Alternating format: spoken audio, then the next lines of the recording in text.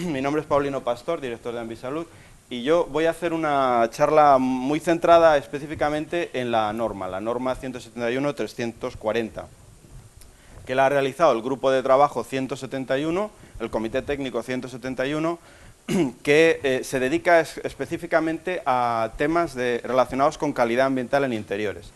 El comité se creó hace aproximadamente 4 o 5 años, hemos trabajado mucho en la realización de normas de calidad ambiental en interiores para edificios en general, y ahora que ya hemos terminado un poco esa fase de hacer normas para edificios en general, estamos empezando a particularizar gran parte de lo que en su día hemos desarrollado para edificios comunes, digámoslo así, a entornos más especializados. Y uno de los primeros en los que hemos trabajado en concreto ha sido el entorno hospitalario. Ahora se está también trabajando para hoteles, etcétera. Estamos un poco en esa línea de diversificar o especializar las normas en estos aspectos. El grupo de trabajo que ha realizado la norma está compuesto por ingenieros, biólogos, gente del mundo de la calidad ambiental en interiores, y también hemos contado con la participación de gente de la Sociedad Española de Medicina Preventiva, que un poco nos ha dado esa aportación extraordinariamente importante del conocimiento de cómo es la vida del día a día de los hospitales, ¿no? Entonces, bueno, sin más, entramos en el desarrollo de la norma. He cogido directamente la norma y la he troceado y vamos a ir hablando específicamente sobre ella y haciendo comentarios sobre cómo se ha ido implementando, cómo hemos ido desarrollando las diferentes partes de la norma. El título es Validación y cualificación de salas de ambiente controlado en hospitales.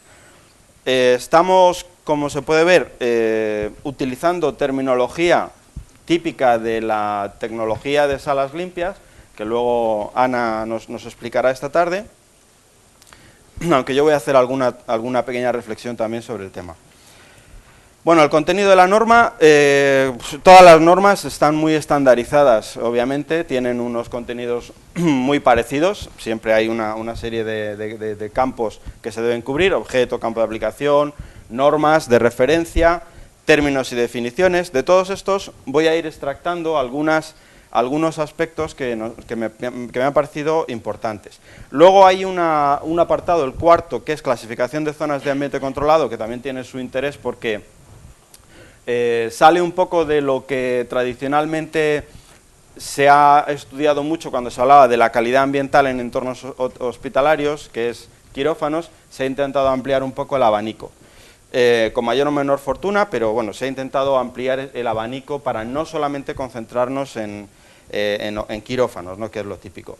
Y luego, pues sí se ha hecho una relación de tipos de validación, un poco en qué momento de la vida útil de la instalación hacemos la validación, con qué periodicidad se deben hacer, y también se han hecho unas tablas para cada uno de los parámetros donde se incluyen los criterios de validación, que esto sí que era una laguna que estaba pendiente por cubrir para muchos parámetros, y ahí sí que hemos llegado a unos acuerdos que yo creo que son muy importantes, ¿no?, para saber, cuando hacemos una medición de presión o de partículas o de lo que sea, saber contra qué valor comparar. Esto es un poco casi la clave de la norma, ¿no?, es casi el punto más importante.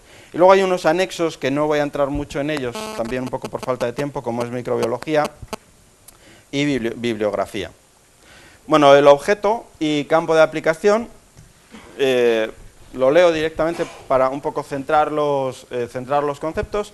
El objeto de la norma es, como dice, ¿no?, aplicar o establecer unos principios fundamentales de control con un sistema formalizado, con unos criterios de aplicación y una metodología de ensayo, incluida periodicidad, etcétera. Un poco lo que hemos estado comentando, ¿no? Lo que vamos a establecer son tipos de validación, periodicidades y criterios de valoración. Si me paro un segundo, aunque esto, como digo, va a ser un poco redundante, que lo va a volver a comentar Ana, pero si me paro un segundo en dos conceptos muy importantes que están insertados dentro de la terminología y definiciones de la norma: el concepto de validación y el concepto de cualificación, que aquí quedan muy claros. Luego es cierto que cuando, bueno, como todas las cosas, ¿no?, cuando las acabas y las relees te das cuenta que hay pequeños fallos. Luego voy a contar algún fallo que nos hemos dado cuenta a posteriori. porque inicialmente intentamos utilizar esta terminología y ser estrictos con esta terminología, pero luego hay pequeños fallos. Os explico desde nuestro punto de vista, ¿no? O bueno, desde nuestro punto de vista, no, desde el punto de vista de lo que es la... A ver si es en mí. Desde el punto de vista de la terminología o de la tecnología de salas limpias, los conceptos de validación y cualificación son los siguientes. Validación se refiere a todo el proceso, ahora lo voy a explicar con un pequeño esquema, todo el proceso que empieza en la concepción de una posible potencial futura instalación hasta el momento final en el que se hace la puesta en marcha. Y cualificación son ensayos más concretos que se hacen para la instalación final o alguna de esas partes para verificar que cumplen exactamente o que trabajan exactamente de la forma que deberían trabajar, ¿no?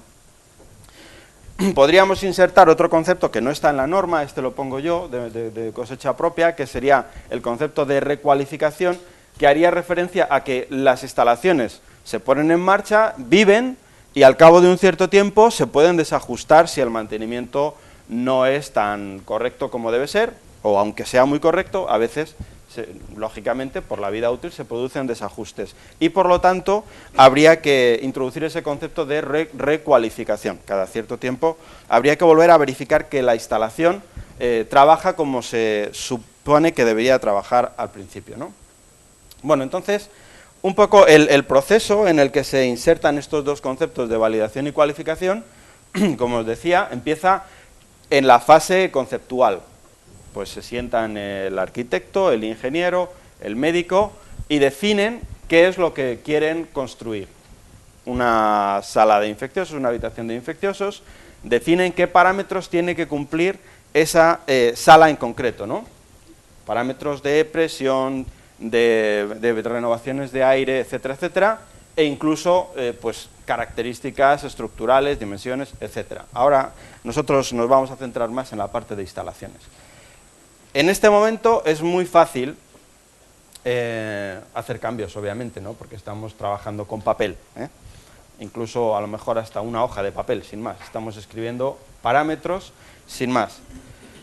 Esos parámetros, una vez que todos nos ponemos de acuerdo, se convierten en un proyecto. Este proyecto ya sí que lleva unas horas, lleva unos cálculos, y entonces conviene que esos parámetros de diseño hayan sido chequeados y hayan entrado a formar parte de ese proceso de validación, ¿no? Y que haya, esto se puede hacer de mil maneras, pero una opción es pues, que haya una entidad independiente que valide o que empiece a validar en este momento, en este preciso instante, que empiece a validar que los parámetros de diseño son correctos acorde al uso final que se le va a dar a la sala. Cuando eso está validado, se realiza el proyecto se vuelve a validar que... O sea, primero se validan los parámetros, luego se valida que el proyecto se ajusta a parámetros y se empieza la ejecución, se empieza a realizar el trabajo. El trabajo se comprueba que efectivamente se está ajustando a lo escrito en el proyecto y finalmente se hace la puesta en marcha, que nos dará lugar a la vida útil. La cualificación, un poco por ubicar, y no me quiero extender mucho porque, como os digo, Ana hablará más de ello, la cualificación entraría en ese punto concreto de puesta en marcha y justo antes de la vida útil, y la validación podría ser todo el proceso. Todo esto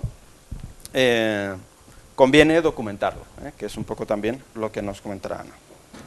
Bueno, las normas, que las pongo aquí, aunque no se ven mucho así desde lejos, pero solamente hacer referencia a que están incluidas todo el conjunto de normas 14644 que hablan de salas limpias. Son 8 o 9 normas que nos hablan de las diferentes características que deben cumplir los entornos controlados, y estas normas están pensadas sobre todo para la industria farmacéutica, electrónica, etcétera. Y nosotros pues hemos cogido partes que son importantes desde el punto de vista de la climatización de hospitales, pero no las hemos cogido directamente, sino con los cambios que nos ha parecido que deberíamos incluir para la vida normal de los entornos hospitalarios. Y también se introducen las normas 14698, sobre todo en la parte de microbiología, en la parte de biocontaminación. Hay otro término y definición, o sea, dentro de los términos y definiciones hay otro término que me ha parecido muy importante, el término acción correctiva, ¿no? Que parece obvio, acción que se emprende cuando los resultados de control indican que se han sobrepasado los niveles de alerta, acción. Aquí, hombre, lo que quiero hacer un poco resaltar, ¿no? Que a veces tenemos lo que observamos, ¿no? En nuestra relación muchas veces con hospitales, observamos que muy a menudo tomamos decisiones directamente en base a un parámetro y a lo mejor nos olvidamos de otros, ¿no? Entonces, yo lo que os invito aquí es abrir un poco el abanico en este sentido, que muchas veces a lo mejor hacemos una medición de hongos en un quirófano, vemos que hay hongos y nuestro primer impulso es vamos a cambiar los filtros EPA.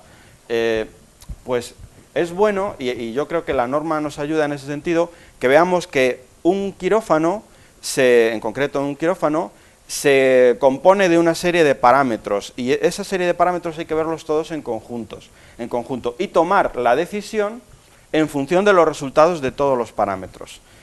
Puede ser, como digo, que efectivamente el filtro esté mal y hay que cambiarlo, pero hay veces que a lo mejor los hongos pues, están entrando a través de la puerta porque hay un problema de sobrepresión o hay un problema de mala higiene, etcétera. Hay que verlo un poco en su conjunto, ¿no? Como os digo, es importante. Hay otros términos como son bioaerosol, biocontaminación. Nos diferencia, nosotros en esta norma nos concentramos en bioaerosoles, agentes biológicos en suspensión en medio gaseoso. No se toca para nada todo lo que es contaminación superficial, contaminación de material quirúrgico, etcétera, etcétera. Eso sale fuera del ámbito o fuera del alcance de la norma que nos ocupa. Hay otro concepto también muy importante que es el concepto de medio ambiente controlado. Y os pongo un poco el esquemita este muy sencillo, porque, y volviendo al ejemplo del quirófano, dice, zona definida donde están controladas las fuentes de contaminación con la ayuda de medios específicos. Bueno, en este caso el medio ambiente controlado puede ser que no sea todo el quirófano, sino que si estamos hablando, por ejemplo, de un quirófano de tipo flujo unidireccional, el medio ambiente controlado sea exclusivamente mesa de operaciones y quizá toda la zona donde se ubica el material quirúrgico. Y hemos dispuesto un sistema de flujo pistón justo encima de esa zona que nos interesa controlar.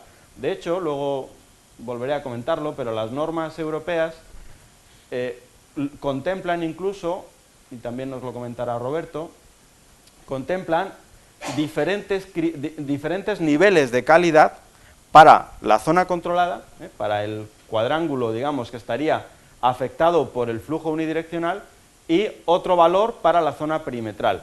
Se aceptan valores distintos.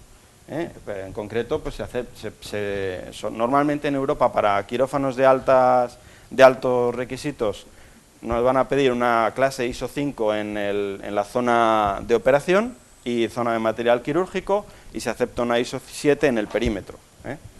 Para que veáis un poco que el medio ambiente controlado no siempre es estrictamente toda la sala, ¿no? Sino que a veces igual podríamos hacer, si estamos hablando, pues a lo mejor de una sala, de una habitación de infecciosos. Quizá podemos jugar con la orientación de los difusores y contemplar o considerar medio ambiente controlado el sitio donde se ubica el paciente. Bueno. Esclusa es otro concepto también muy importante. La esclusa sería la sala que vamos a utilizar para separar el entorno controlado del pasillo o de la zona, digamos, ya no controlada. Entonces, aquí es importante también, cuando se hace el diseño y cuando se piensa en qué es lo que queremos, pues sobre todo si estamos hablando de una habitación de infecciosos, que la vamos a necesitar en presión negativa, es importante que entendamos que si el aire se mueve en este sentido, aquí vamos a estar introduciendo contaminación. Os lo digo porque a veces nos han pedido hacer, por ejemplo, valoraciones de hongos en una habitación de infecciosos que estaba en extracción fuerte y el aire al final estaba pasando del pasillo. Y bueno, pues obviamente si haces hongos ahí, pues es muy fácil que encuentres, porque vienen de la calle en realidad. O sea, no es un entorno controlado. Si realmente lo quisiéramos tener controlado en cuanto a una buena calidad del aire y además que esté en presión negativa, tendríamos que asegurar que este aire que entra a la esclusa está con una ultrafiltración, está correctamente tratado y que nos entra con las calidades que nos interesen, para que aseguremos que lo que entra aquí viene con un nivel de calidad el que necesitemos. Esto ya también son criterios médicos, ¿no? Si el médico decide que el aire de la calle es bueno para que no pasa nada para el paciente que está en la sala de infecciosos, pues no hay ningún problema. Pero si necesitamos que aquí haya una calidad de aire de alto nivel, pues obviamente la esclusa tiene que estar también tratada, porque va a ser el origen del aire que vamos a introducir en nuestro local. La norma luego nos habla también, nos hace algunas referencias a contaminantes y riesgos. Como contaminante, pues nos define toda entidad química, física o biológica susceptible de producir un efecto indeseable sobre productos o métodos. ¿Veis que esto es muy directo también cogido de las normas 14644? Y aquí, pues, a lo mejor incluso habría que poner sobre el proceso, o incluso sobre las personas, etcétera, ¿no? Se podría matizar todavía un poquito más. Y partículas, pues, cuando hablamos de partículas, el concepto más importante es el tamaño, ¿no? El tamaño de las partículas, porque al final es lo que nos va a permitir caracterizar el tipo de filtración que necesitamos en función del tipo de partícula que queramos retener, ¿no? Pero, bueno, un poco para que nos hagamos una idea, todo lo que son mohos, esporas, pólenes, etcétera, son partículas relativamente grandes, pues esporas de hongos de 3 a 40 micras, y todo lo que son bacterias, virus, etcétera, pues suelen ser partículas en su inmensa mayoría de tamaño submicrón, muy pequeñas. Y todo lo demás, todo este otro conjunto de partículas, bueno, pues entran dentro de toda esta gama, pero no son, específicamente no son tan peligrosas, entre comillas, para los pacientes o para las personas que están en entornos hospitalarios, teniendo en cuenta que habitualmente tampoco alcanzan unas concentraciones especialmente elevadas, ¿no? Bueno, otro concepto también muy importante es la tasa de renovación de aire, el número de renovaciones hora, que esto incluso todavía a veces pues no está muy claro, ¿no? según para quién. Seguro que todos lo tenemos muy claro, pero volvemos a hacer la reflexión. Imaginaros un sistema de climatización como este, que tiene un conducto de retorno, un aire que descargamos o que extraemos al exterior, un aire que recirculamos. Esto nos lo vamos a encontrar en determinados tipos de zonas, no, por ejemplo, no lo vamos a encontrar en un quirófano, que metemos 100% aire exterior, pero en muchas zonas vamos a encontrar esto. Cuando hablamos de renovaciones, estamos hablando exclusivamente del caudal de aire que metemos aquí. Y lo que hacemos es dividir el caudal de aire exterior que introducimos aquí por el volumen del local a controlar, el volumen de la sala que nos interesa ventilar, ¿de acuerdo? Exclusivamente este. Si hacemos una medición aquí y es un sistema con recirculación, pues tendremos que saber cuál es el porcentaje de aire exterior que estamos introduciendo para hacer la corrección oportuna si queremos conocer el número de renovaciones hora. La medición se puede hacer de forma directa, como veis aquí, en otras ocasiones se hace, la norma lo contempla, está descrita esta forma de medición con balómetro, es la más sencilla, pero esta vale para, obviamente, para difusores que tengan un tamaño que nos permita cubrirlo con nuestra campana, ¿no? Las campanas también hay de diferentes tamaños, pero cuando ya nos vamos a un flujo unidireccional, pues va a ser muy difícil que tengamos una campana de 3×3 o de 3,5×3,5. Entonces, esto tiene esa limitación. Pero bueno, os repito, el aire que sale aquí es este. Entonces, tenemos que conocer la naturaleza de la unidad de tratamiento de aire para saber ese caudal, qué es, si es aire de extracción, o sea, aire exterior, o recirculado, solo aire exterior, o lo que sea.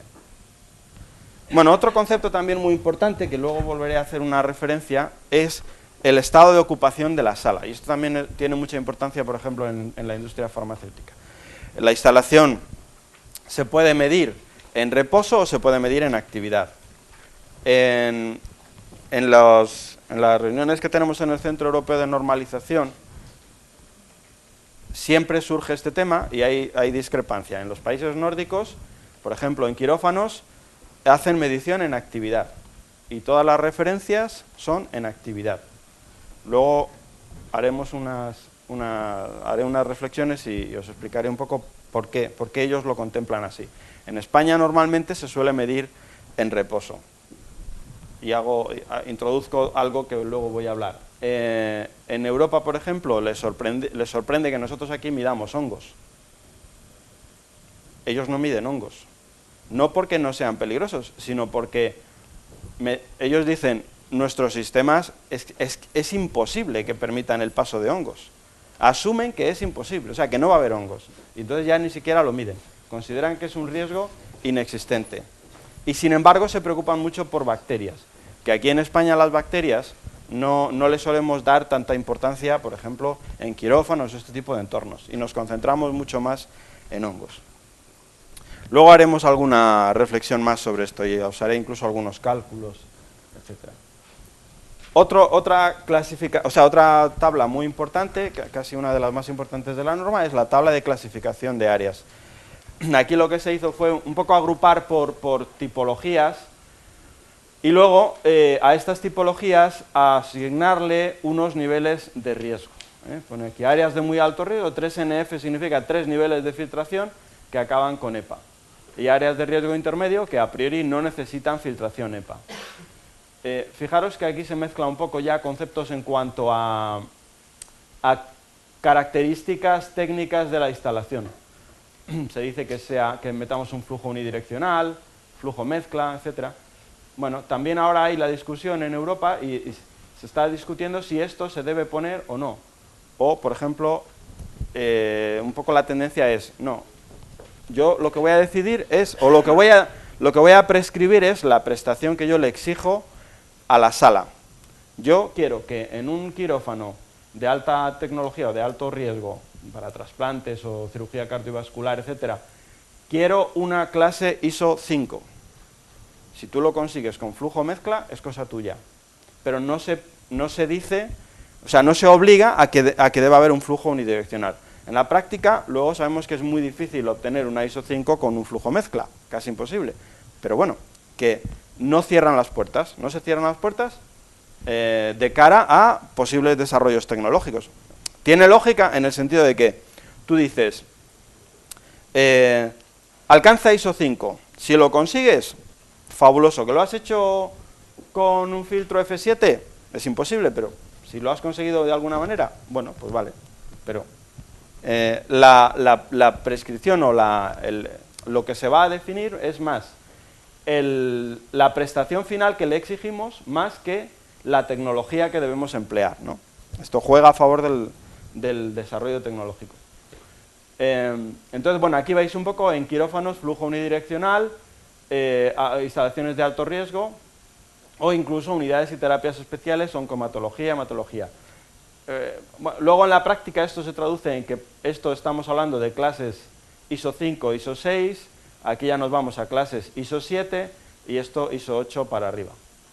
En tipo quirófanos, pues todo lo que son cirugías convencionales, etcétera, lo llamamos un quirófano convencional y el resto de áreas de bloque quirúrgico incluso lo consideramos áreas de riesgo medio. Salas de parto va a ser también una clase ISO 8 y luego salas de exploración, pues un poco en función de que sean salas más específicas y de más riesgo, pues sí que le vamos a exigir como mínimo una ISO 7.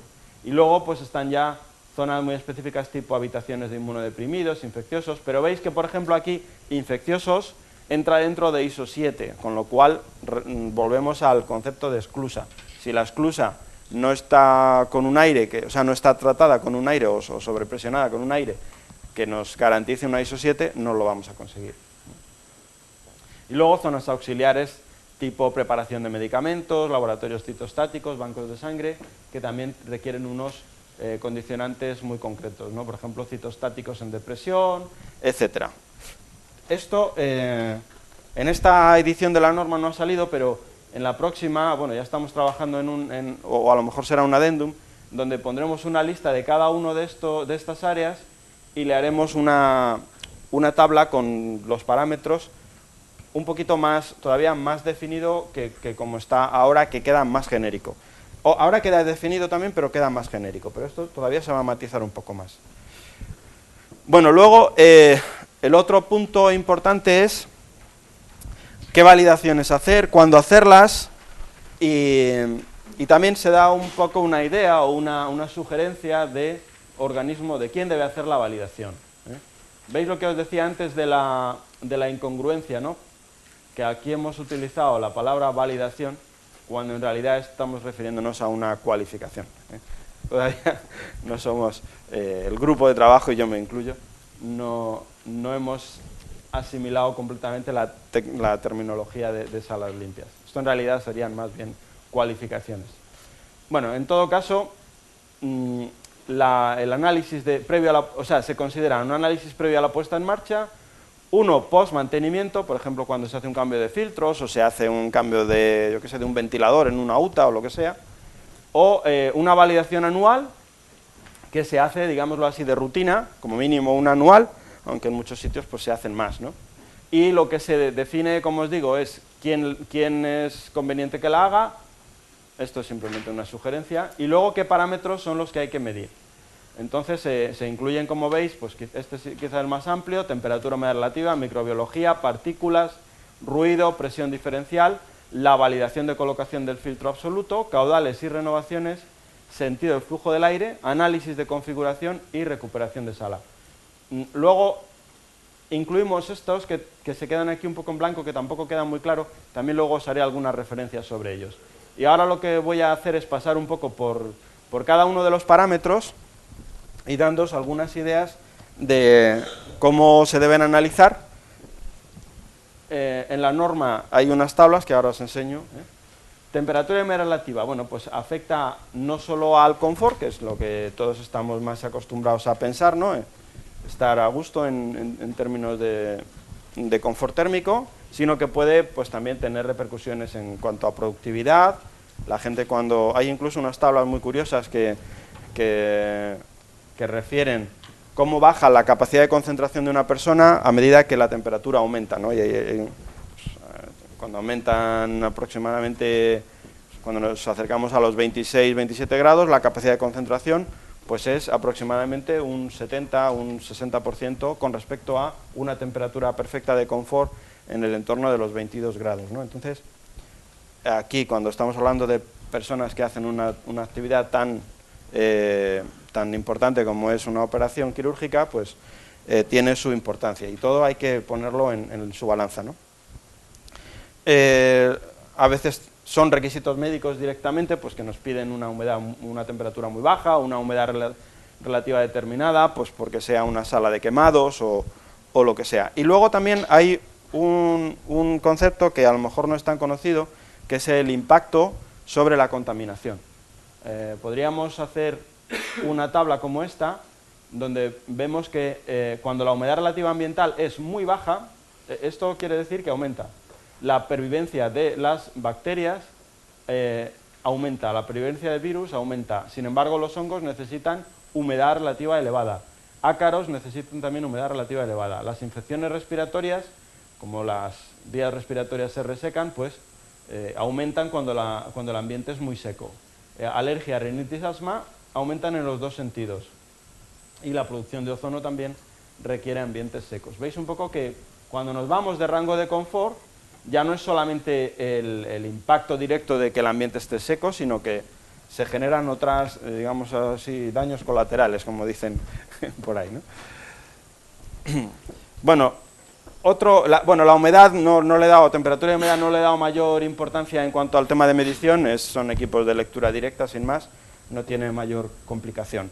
En la norma hay una tabla, no os enseño la de temperatura y humedad, os enseño las que vienen luego, tablas que relacionan todos los aspectos que hay que considerar en una medición, en general, para todas las mediciones. La microbiología ambiental, pues bueno, al final la presencia de microorganismos es la causa última de que se puedan producir infecciones nosocomiales, y básicamente los que más nos importan por vía ambiental son hongos y bacterias. Los virus son más difícilmente controlables, también tienen menos pervivencia en ambiente, no se digamos, o sea, no es como un hongo que puede crecer por su cuenta, sino que necesita un huésped, etcétera. Entonces, no entramos demasiado en el tema de virus, nos concentramos más en hongos y bacterias. Bueno, para que veáis, por ejemplo, el famoso Aspergillus, que es quizá uno de los de los que más se conoce y que es el más típico en cuanto a generación de problemas, pues el Centro de Control de Enfermedades de Atlanta hizo una lista, hizo unos estudios en X hospitales, en un cierto número de hospitales, tratando de identificar dónde se aloja el Aspergillus, el hongo Aspergillus, ¿no? Y nos hizo esta lista de todos los elementos donde ellos han encontrado presencia del hongo, desde sistemas de ventilación mal mantenidos, filtros de aire. Pongo aquí un asterisco porque esto es de un artículo que escribí, y en el asterisco abajo ponía: encontrar Aspergillus en el filtro de aire es una buena noticia, porque eso quiere decir que lo hemos controlado. Es el sitio donde donde más nos interesa ver el Aspergillus, ¿no? Pero también podremos encontrarnos en excrementos de palomas en cercanías de tomas de aire, marcos de filtros de aire, fan coils y acondicionadores de aire de ventana, aire de retorno contaminado, falsos techos, aislamientos en general, todo lo que son materiales porosos, tienen mucha facilidad para acumular este tipo de esporas, techos acústicos, ignifugaciones, materiales de construcción de madera, que, bueno, hay poca madera en los hospitales, pero alguno viejo podremos encontrarnos, obras de construcción dentro o en el entorno cercano al hospital, ventanas abiertas a obras de construcción, con puertas, aspiradores del hospital, también curioso, ¿no?, que a veces ellos han cogido directamente las bolsas de los aspiradores y han hecho el análisis y han encontrado las esporas de hongos allí. ¿Qué pasa? Que si el aspirador no tiene un buen filtro EPA, eso se resuspende, y podemos estar transportando los Aspergillus de un lado para otro y entramos en una habitación, si es que se aplican aspiradores, que se aplican muy poquito en hospitales, ¿no?, por lo que yo sé, pero bueno, ellos lo contemplan. Ascensores, reposabrazos de mobiliario, paredes, plantas ornamentales, etcétera, ¿no? Y otros hongos oportunistas, como el muco, Rhizopus, pues también filtros de aire, falsos techos en el helipuerto, bueno, penicillium en maderas en descomposición, tuberías de agua con fugas, filtros de aire, etcétera, cladosporium en filtros de aire. Veis que en los filtros de aire se encuentran todos, obviamente, y es, como os digo, es una buena noticia que estén ahí. Bueno, los sistemas de climatización nos van a ayudar muy bien a retener y a controlar los hongos en suspensión, pues sobre todo por el tamaño aerodinámico de las esporas de hongos, ¿no? Suelen ser tamaños relativamente grandes, en Aspergillus un poquito más pequeño, pero 2-3 micrones todavía son tamaños de partículas que son relativamente fáciles de controlar por filtros, o sea, casi por cualquier filtro, vamos a decir, cualquier filtro de un cierto nivel y de una cierta calidad, ¿no? Luego hay otro aspecto que no se tiene mucho en consideración, pero es que los hongos en el exterior también tienen sus épocas, ¿no? Aquí veis las fechas. Bueno, pues a lo mejor deberíamos incrementar el número de análisis en estas fechas o incrementar el control de los filtros. En fin, sería un dato que podría ser interesante tener en cuenta en cuanto al control.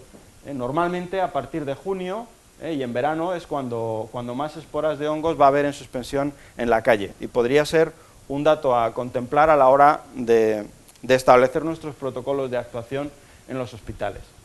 Bueno, los filtros hay de dos tipos: filtros, vamos a llamarlos así, convencionales, que de acuerdo a la norma EN 779 pues se clasifican en filtros G y filtros F. Filtro G significa de partícula grande, digamos, que son capaces de retener partícula grande, y filtros F capaces de retener partícula fina. El ensayo se hace de dos formas distintas. Como veis, los G se ensayan metiéndole un polvo artificial, se mete en el tren de ensayo, y los filtros ya F se ensayan con polvo atmosférico, polvo ambiental natural. Se ponen unos sistemas antes y después del filtro y se analizan. Como veis, el nivel de complejidad, digamos, del filtro va aumentando a medida que aumentamos la escala o el nivel, ¿no?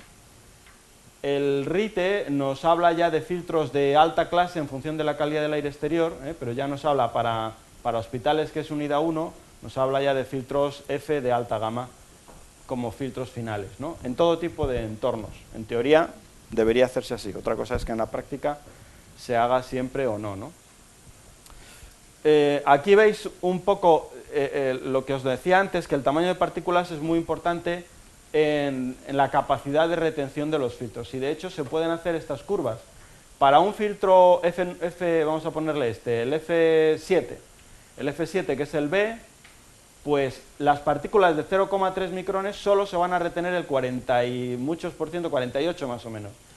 Y de aquí vamos subiendo. A medida que ya nos acercamos a los 2 micrones, ya estamos reteniendo el 90 y mucho por ciento, 95, 97, algo así. Pero no retenemos el 100%. Que veáis un poco que ya un filtro F, pues bueno, está aquí, las partículas de menos de 1 micrón, de menos de 2 micrones, ya ni siquiera se contempla cómo las retienen, pasan prácticamente de forma libre, ¿no? Digamos. Y luego tenemos los filtros de clase EPA. Clase EPA o clase ULPA, empiezan en el 10, H10, esta norma ha variado, creo que han cambiado un poquito las nomenclaturas, esta es la última versión, o sea, la versión anterior a la última, pero bueno, el concepto sigue siendo muy parecido. Pero aquí ya estamos entrando en niveles de filtración, como veis, de 99,95 para partículas de 0,3 micras, o sea que prácticamente ya aquí somos capaces de retener casi todas las partículas peligrosas, ¿no? La forma de los filtros EPA pues son ya paquetes de este tipo, los hay que vienen con un paquete que llevan un enganche directo al conducto, o otros que se ponen sobre unas carcasas, en fin, hay diferentes modalidades.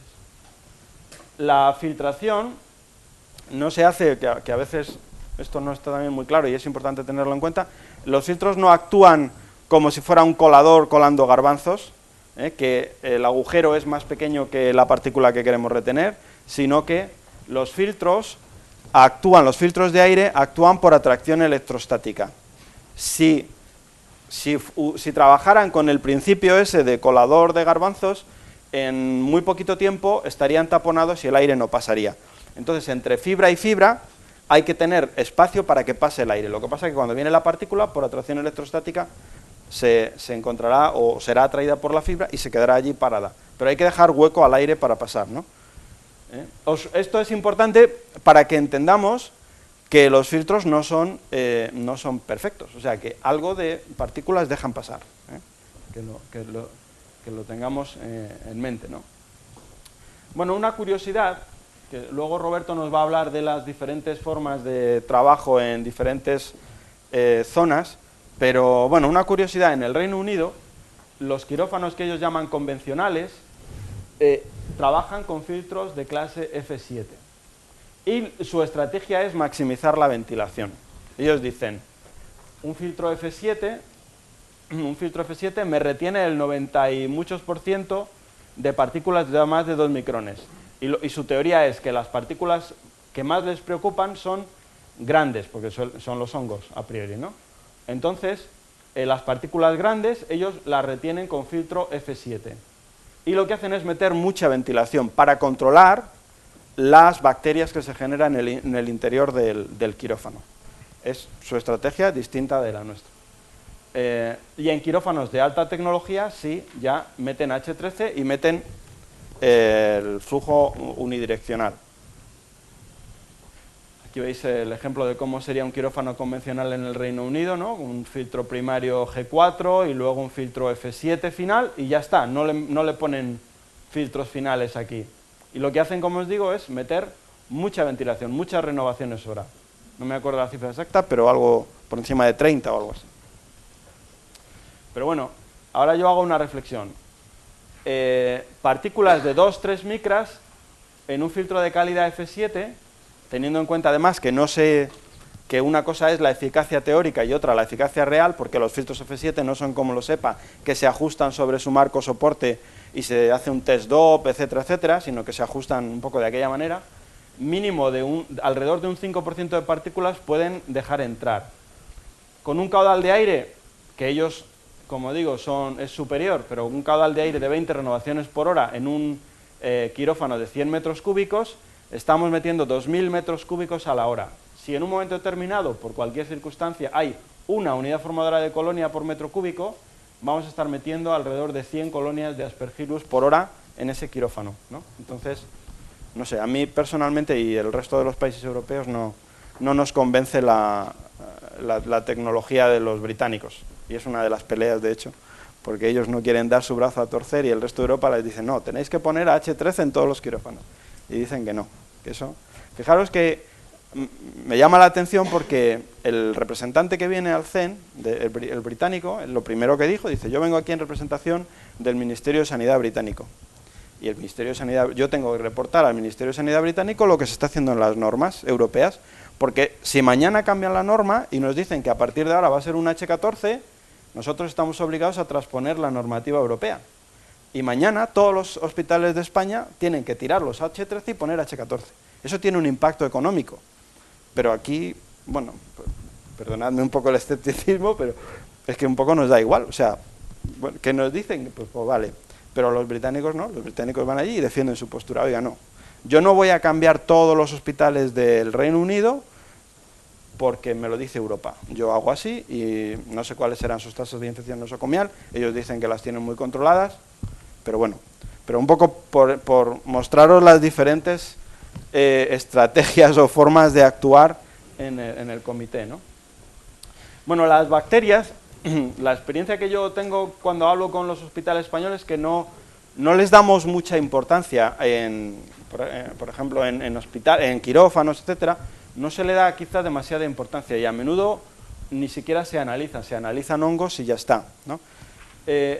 Las bacterias proceden principalmente de las personas, ya no hace falta este caso extremo de una persona tosiendo y tal, que puede generar todas estas cantidades de partículas y que permanecen en suspensión, sino directamente lo que sale a través de la ropa, pues ahora estas personas, pues como veis, en cuanto muevan un poquito los brazos, van a soltar partículas, ¿no? Nos cuenta digamos, el secretario del Grupo de Trabajo Europeo, es responsable de un laboratorio en Alemania, que tienen como una especie de quirófano piloto, donde juegan con diferentes tamaños, diferentes tipologías de difusores, etcétera, y una de las cosas que hace es que coge a sus alumnos, los pone alrededor de la camilla, de la mesa de operaciones, perdón, y les pone diferentes niveles de ropa y les dice, venga, a mover los alerones, ¿no? Se ponen a moverse así y solo lo que sale por aquí, según que muevan los brazos mucho, poco o que estén estáticos, genera unas diferencias de contaminación bacteriana enormes, ¿no? E incluso nos contaba un poco la gracia de que, por curiosidad, puso solo chicos, solo chicas, y también había una diferencia importante. ¿Quién creéis que echamos bacterias? Los chicos, ¿no? Pues con diferencia, sí. Con diferencia los hombres echamos más bacterias. Bueno, curiosidades aparte. La norma incluye una tabla como esta que veis aquí, donde para cada ensayo, dice ensayo de microbiología ambiental, pues para cada ensayo hace una relación de aspectos a tener en cuenta, dice documentos de referencia, campo de aplicación, objeto del ensayo, parámetros, aparatos, etcétera. Esto está recogido de la serie de normas 17020, creo que es 020, que es es una norma que define cómo deben trabajar las entidades de inspección. Cuando una entidad de inspección se quiere acreditar por ENAC o algo de eso, lo hace contra la norma 17020. Y esta norma 17020 pues dice que para caracterizar un ensayo hay que identificar todos estos aspectos, ¿no? Y es lo que hemos hecho para cada uno de los aspectos. Entonces aquí, pues, aparatos a emplear, muestreador por impacto, acorde a los requisitos de la norma ISO 14698, Estabilización, tiempo mínimo de estabilización, pues que la sala esté en reposo sin actividad antes de iniciar el muestreo. Veis lo que os digo, ¿no? Que aquí se trabaja en reposo y sin actividad. En el resto de Europa, por ejemplo, en el norte, pues se hace mucho también con actividad. Y luego nos incluye la tabla de cada ensayo, nos incluye al final los criterios de valoración.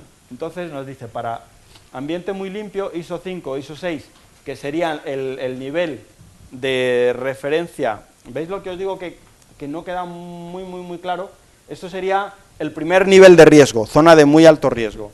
Luego hay riesgo intermedio, que sería la ISO 7, y ambiente aceptable, ISO 8, que sería el tercer nivel de riesgo de la tabla de clasificación de riesgos del principio. Entonces, bueno, pues un poco, no son valores nuevos, se ha recogido casi lo del InSalud en su día. Y bueno, aquí lo que os decía antes, que en una clase, o sea, una sala en reposo, 10 y 9 formadoras de colonia, pues bueno, si en Europa se habla de una ISO 5, en muchos sitios, ¿no? Pero bueno, aquí esto es un poco... Hemos recogido los valores que ahora mismo se están utilizando y aplicando.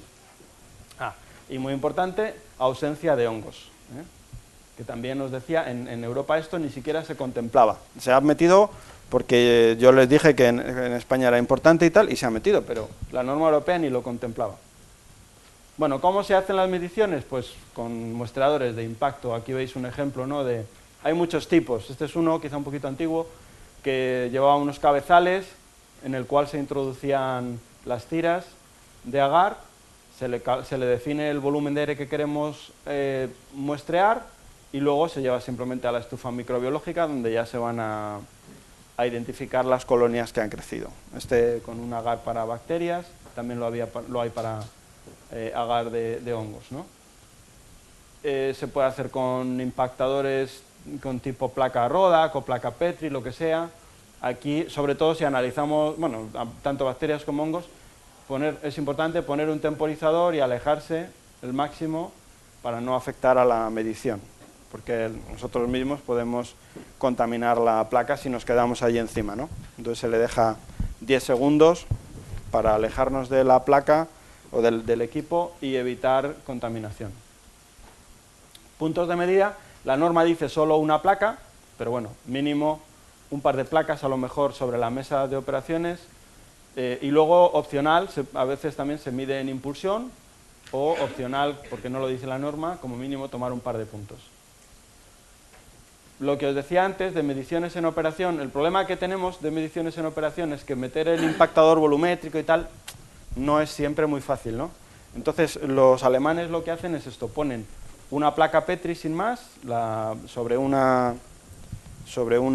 gasa estéril y con un adhesivo estéril, y lo dejan pegado a 30 centímetros del punto de corte vamos, 30, aquí veis que es algo más.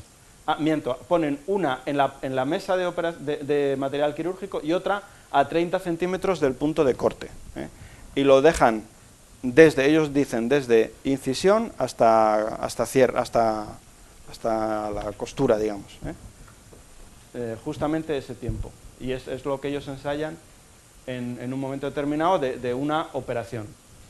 Pero son del método tradicional que ya estaba casi un poco desechado, que es el de deposición. Pero bueno, quizá por comodidad, pues puede ser un método interesante de aplicar, ¿no? Bueno, las partículas en suspensión, las partículas, quizá lo más importante que muchas veces crea un poquito de polémica, el hecho de que, pues a veces hablando con la gente de medicina preventiva me dicen, oye, es que el hecho de que haya muchas partículas no quiere decir nada, puede que sean viables o puede que no. Eso es verdad, pero lo que también es cierto es que hay muchos estudios al respecto, que cuando la concentración de partículas es elevada, la probabilidad de que haya contaminación microbiana también se eleva, junto con el número de partículas. Entonces, bueno, al fin y al cabo es una tecnología muy contrastada ya en ambientes de salas limpias, que controlando partículas controlamos indirectamente los microorganismos, ¿no? Entonces, bueno, pues igualmente que en la micro, pues tenemos un ensayo descrito donde incluimos documentos de referencia, campos, te pone algún requisito, pues veis, ¿no? Estabilización, descartar la primera medida, bueno, pues cosas de este tipo, ¿eh?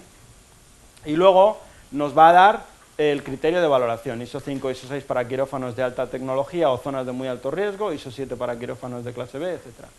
Luego os enseño qué es la clase ISO 6, ISO 7, aunque seguro que ya casi todos lo tenéis muy claro. Pero bueno, al hilo de las partículas, voy a haceros una reflexión, unos cálculos, ¿no? Imaginaros una sala que queremos controlar con ventilación. Lo que pasa con la contaminación en esta sala es un balance de masas al final. Yo lo que estoy haciendo es meter un caudal de aire, el Q sub ODA caudal de aire exterior, lo meto en el interior del local con una concentración del contaminante X. Vamos a suponer, en este caso vamos a trabajar con contaminante partículas. Entonces, yo aquí estoy introduciendo unas partículas directamente por el aire exterior. Aunque ponga un filtro EPA, alguna partícula va a entrar. Luego, dentro del local, se me va a generar también una contaminación por parte de los usuarios, las personas que estén allí dentro. Y puede que haya infiltración o exfiltración. Si todo funciona bien, debería ser exfiltración en una sala tipo quirófano, ¿no? El aire tiene que salir. Esta sala va a tener un volumen determinado y al final voy a tener como resultado una concentración interior de partículas, que es un poco el parámetro o el valor sobre el que me interesa reflexionar. Vamos a ver, haciendo una serie de operaciones matemáticas, simplificaciones, cálculos, etcétera, hay una relación entre el caudal de aire que yo introduzco, la tasa de generación y las concentraciones en el ambiente interior y en impulsión, ¿eh? O sea, la G, concentración en esta impulsión, y la concentración que yo obtengo al final, ¿eh? Digamos que esta ecuación nos relaciona todos esos conceptos y lo dividimos por la eficacia de ventilación, lo multiplicamos por la inversa de la eficacia de ventilación. Bueno, vamos a ver, la G en un quirófano, estamos hablando de partículas, en un quirófano la G son estas personas. Habrá algunos que normalmente se quedan en la periferia, pues el anestesista, etcétera, que no se ponen bata, y los que se acercan más al paciente, que sí se ponen bata, los que están haciendo la operación propiamente. Hago ahora la relación con tecnología de sala farmacéutica, una persona con cobertura completa con tejido no emisor de partículas. Digamos, emite poquísimo, bueno, tampoco como esto. Hay un índice de emisión de partículas de las personas que se llama el índice de Austin, que nos dice que una persona con ropa de quirófano convencional, en función de la actividad que esté realizando, emite todas estas partículas. Sentado, 100.000, hasta caminando un poquito rápido, 10 millones de partículas por minuto. Y una persona con la cobertura completa, pues aproximadamente 10.000 veces menos, entre 10 y 1.000 partículas por minuto. Bueno, como estamos con un grupo de personas variada, pues más o menos nos quedamos en el promedio de estas 4 casillas, también por el tipo de actividad, y hemos asignado un valor promedio de unas 300.000 partículas por minuto que emite la persona promedio, el cirujano o el anestesista promedio dentro del quirófano. Por 8 personas, vamos a suponer que es una operación un poquito ya más compleja, que pudiera requerir 8 personas dentro del quirófano, tendríamos una tasa de generación de 2.400.000 partículas por minuto. Y por hora, 144 millones de partículas, ¿eh? Fijaros que al final, dentro del quirófano, como veis, la generación de las partículas son las personas, ¿vale?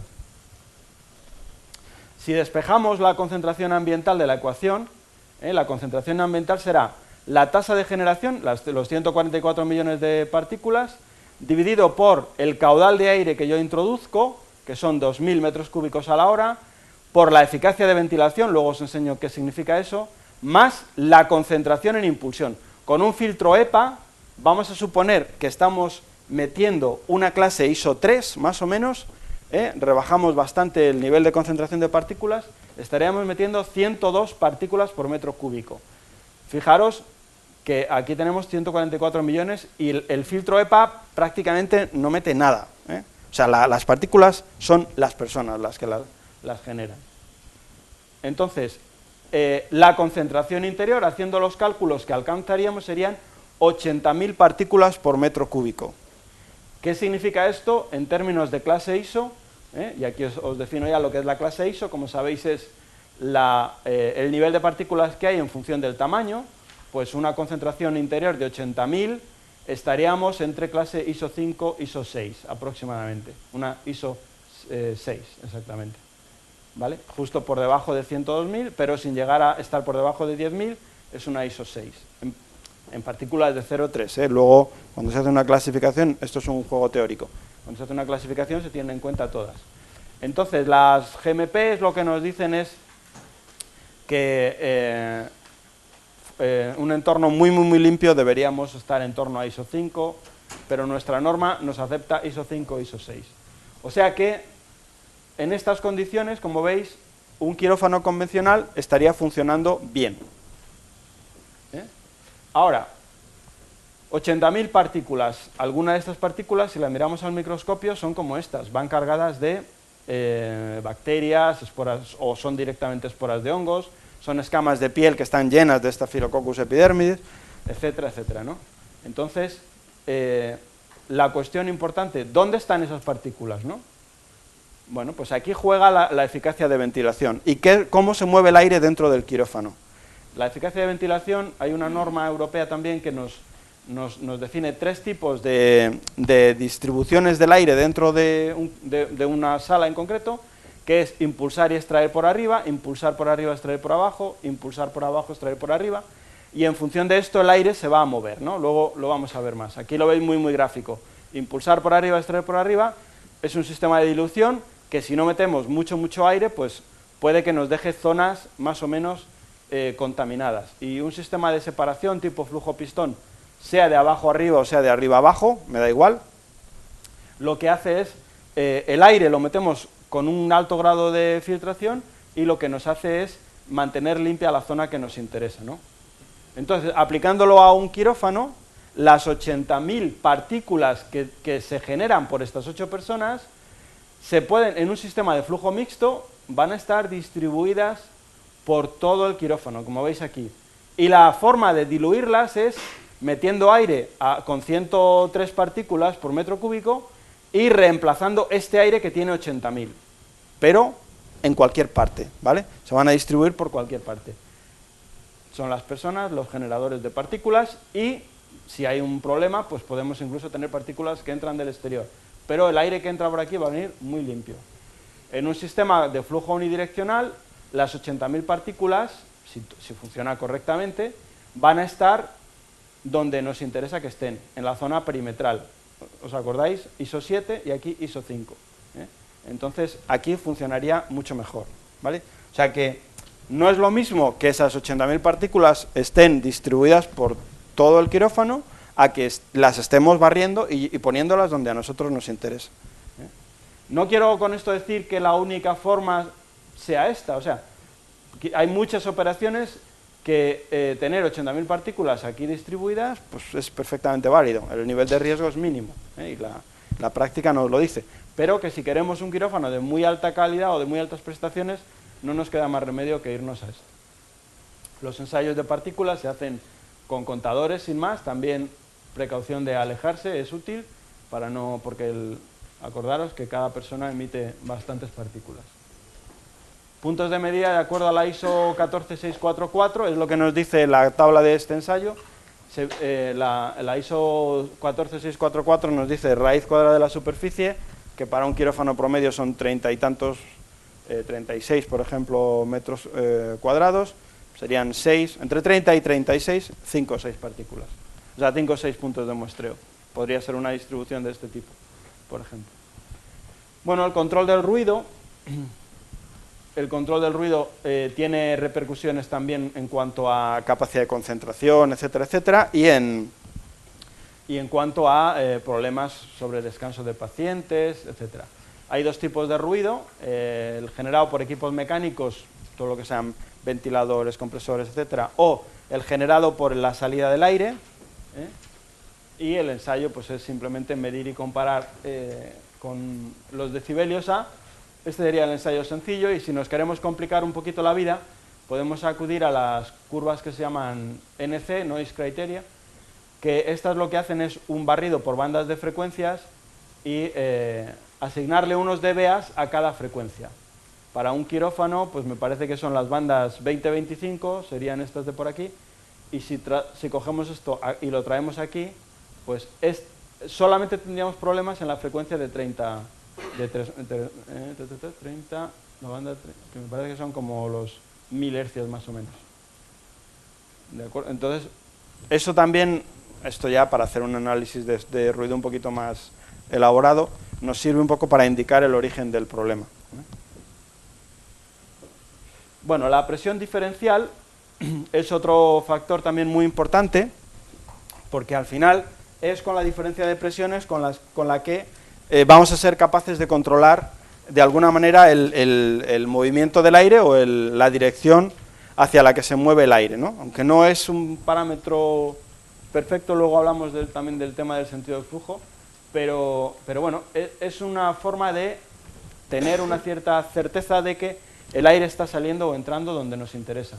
Se controla con los caudales de impulsión y extracción en las salas, fundamentalmente. También hay una tabla que nos dice cómo se debe hacer el análisis, pero bueno, en la práctica pues puede ser algo tan sencillo como una parte abierta al interior y con un tubo, otra al exterior, sin más, algo tan sencillo como esto.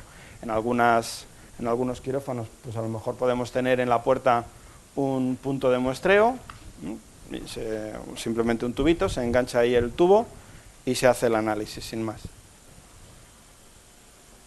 La sobrepresión es muy importante en salas de inmunodeprimidos y de infecciosos, como ya hemos comentado antes, ¿no? Entonces aquí pues sí que es muy importante en una sala de inmunodeprimidos impulsar el aire con filtración EPA y extraer, calibrar muy bien o ajustar muy bien impulsión-extracción para asegurar que siempre tenemos un sentido de flujo del aire o una presión positiva dentro de la sala. Y en infeccioso, pues exactamente igual. Incrementamos mucho las extracciones para hacer el movimiento de aire en el sentido que nos interese.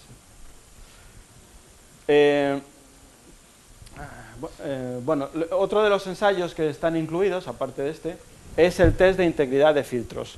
Aquí veis un ejemplo, es un ejemplo un poquito más complejo de lo que se suele aplicar, pero bueno, nos sirve un poco como indicador. Este es un ejemplo, como veis, incluso con contadores de partículas. Normalmente esto suele ser un fotómetro, más que un contador de partículas. El principio es muy sencillo, generar un humo o digámoslo así, una nube de partículas, generarla antes en la cara de entrada del filtro y medir qué es lo que está saliendo en la cara posterior.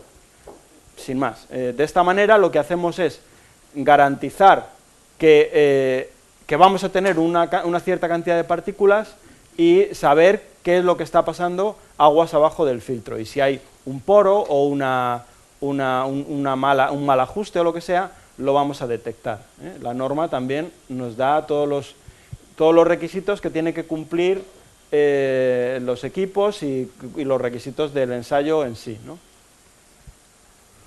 Aquí veis la forma de analizar es con un fotómetro, como os digo, y mover el fotómetro a todo lo largo de la cara del filtro de salida.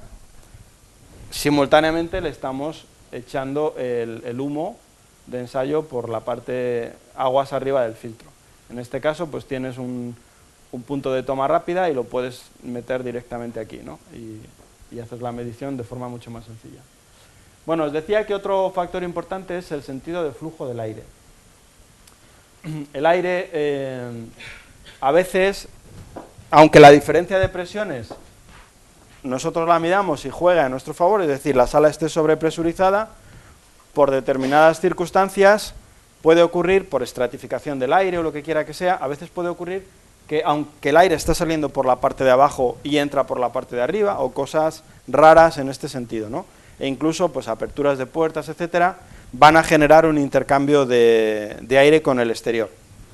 Entonces, el ensayo de flujo de aire pues es interesante, consiste simplemente en entreabrir la puerta y a todo lo largo con una pistolita de humo, echar el humo para comprobar que sale o que entra según nos interese. Eso sí de sencillo. En cabinas también se hace, metiendo un generador de humo dentro de la cabina, y lo que se pretende aquí es confirmar que no sale, y si eso ocurre, lo que estamos haciendo es visualizar el movimiento del aire sin más, ¿no? Luego hay otro concepto también importantísimo, que son los patrones de flujo del aire. Esto se refiere un poco, ya os he hablado de ello, cuando hablábamos de los sistemas de flujo unidireccional o de flujo mixto, o de flujo mezcla, perdón, que aquí al final el concepto es que podemos optar por mantener una zona, un medio ambiente controlado, no por dilución, sino por separación, por flujo pistón, ¿no? Ya os lo he comentado antes. Aquí la clave es la velocidad, ¿eh? El flujo ese que yo os enseñaba, que a priori parece muy fácil, dices, nada, pongo aquí unos filtros EPA, que salga al aire y me hace el flujo pistón. Pues no, no es tan fácil, ¿eh? Aquí el parámetro crítico es a qué velocidad sale el aire, ¿eh? Si yo impulso el aire a una velocidad baja, simplemente el calor corporal de esta persona genera unas corrientes de convección que me rompen la laminaridad que por otra parte no existe.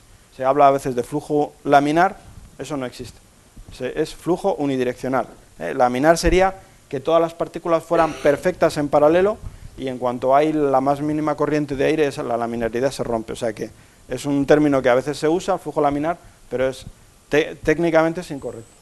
Entonces, como os digo, la clave es a qué velocidad impulsamos y qué cosas tenemos que nos puedan generar corrientes de convección que nos rompan ese flujo pistón. Personas, pueden ser las lámparas, pueden ser 1000 cosas, ¿no?, dentro del quirófano. Entonces, aquí veis otro ejemplo, ¿no? Velocidades de 0,2, pues ya nos crean bastante turbulencia. 0,3 podría ser un valor aceptable.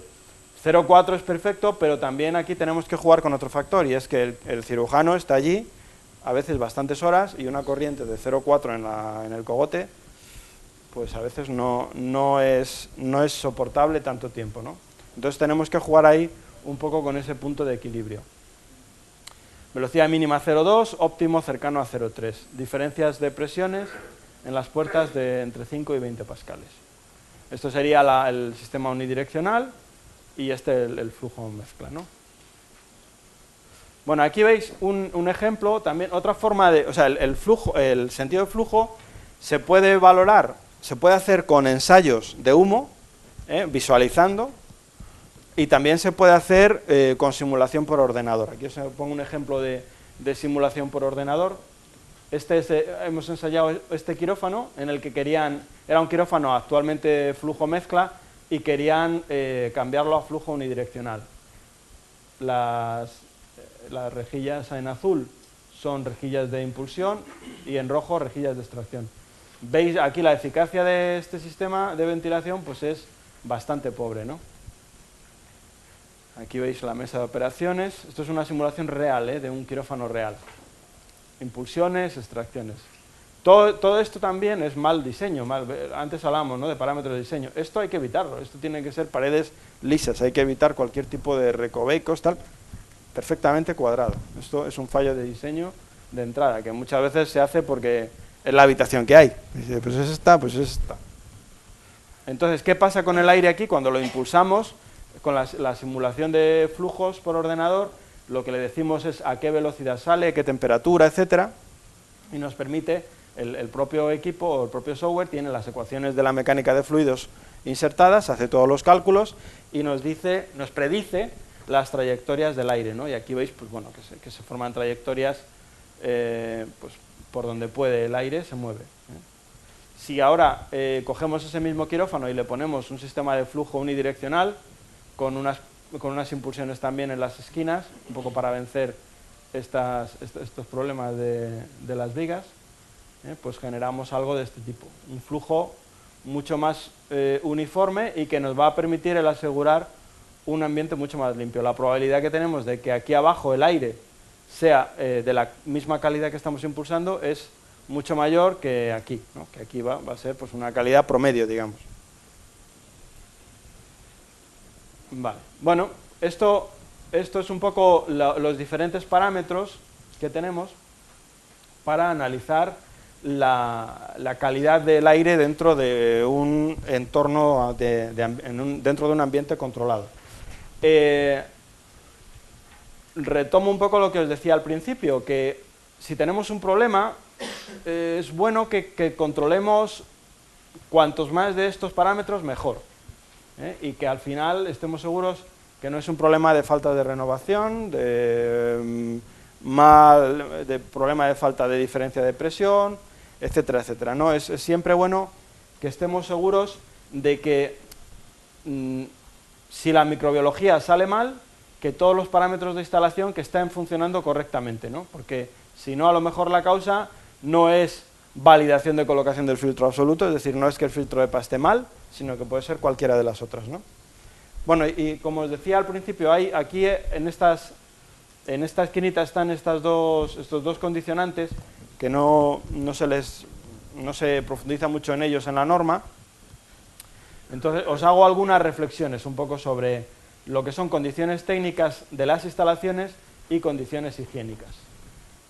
Al final, la instalación de climatización nos puede ayudar a controlar la calidad del aire de alguna de estas formas: diluyendo con ventilación, purificando, filtrando o destruyendo los contaminantes, a lo mejor no solo con una filtración de partículas, sino pues con radiación ultravioleta o sistemas de fotocatálisis, etcétera.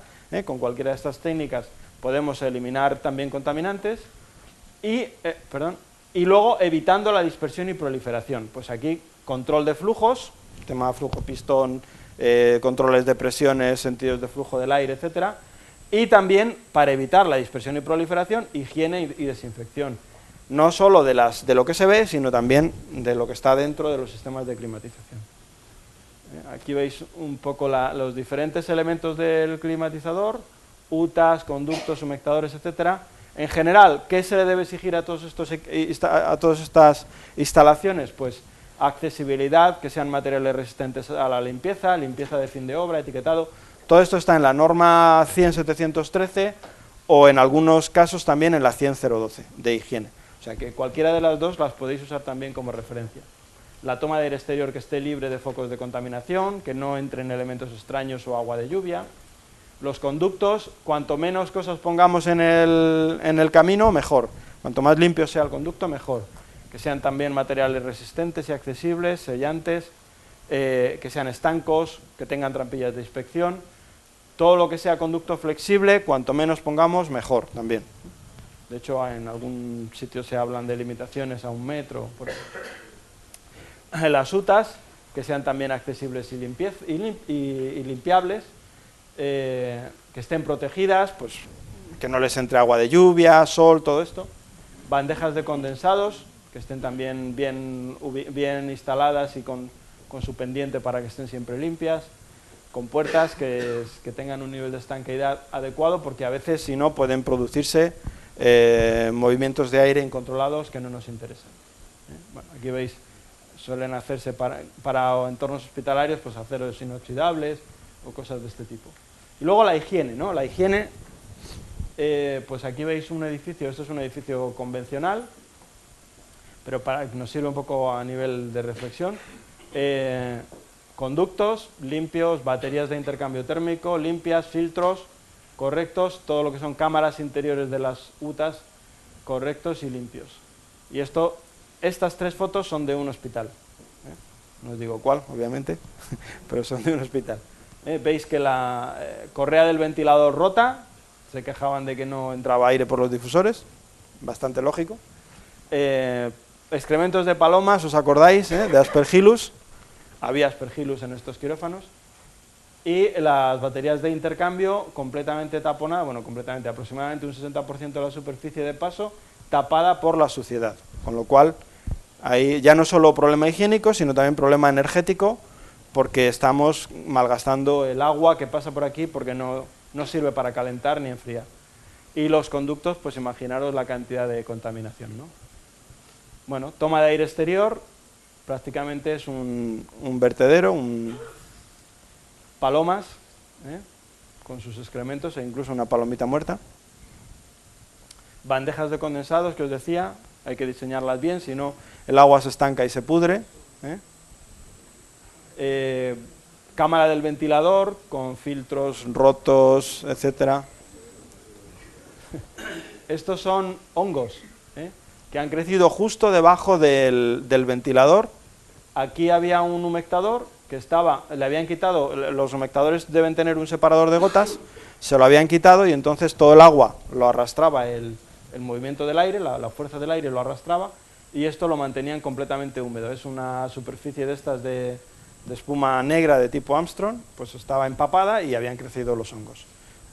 Entonces de aquí van directos al interior del local. Si es una zona con filtro terminal, pues todavía protegemos un poco, pero si es una zona sin filtro terminal, pues todos los hongos los estábamos metiendo directos. Fibra de vidrio en conductos, que ya prácticamente no se utiliza, no se debe utilizar, por problemas de porosidad, falta de capacidad de limpieza, higiene, etcétera. El conducto de antes.